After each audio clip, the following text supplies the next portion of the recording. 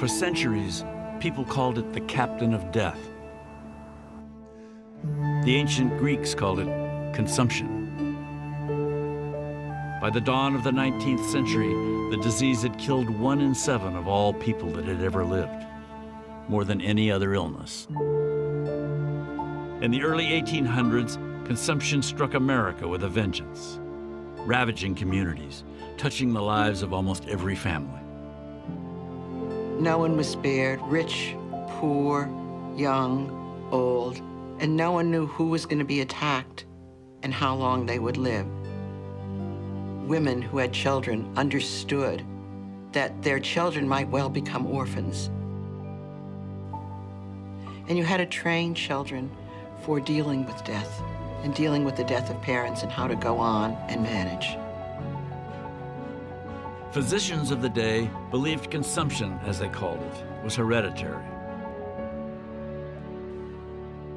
Robert Koch was one of a handful of European scientists promoting a radical new idea that germs cause disease. Most doctors believed sickness was caused by disturbances in bodily fluids, or from toxic gases, or filth, or was inherited.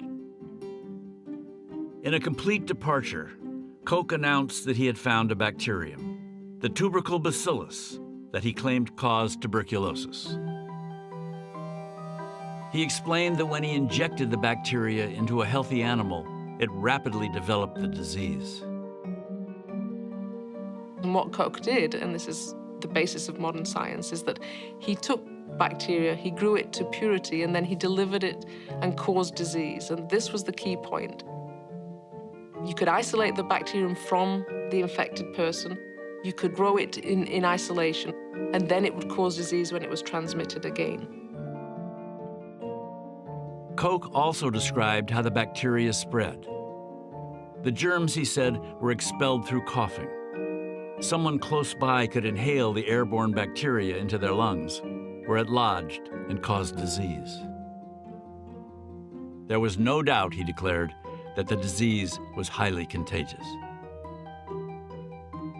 His findings were so outside mainstream thinking, the medical profession simply ignored them.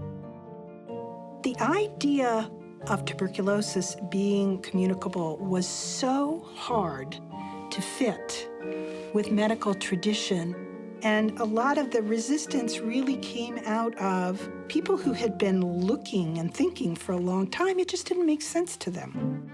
As the science of contagion continued to go unheeded, other scientists started publishing papers and attending medical conferences to explain the body of evidence. Finally, by the mid-1890s, the medical community was persuaded. The term consumption was dropped in favor of the name that linked it to the bacteria, tuberculosis, or TB. Within a decade, Robert Koch would go on to win the Nobel Prize.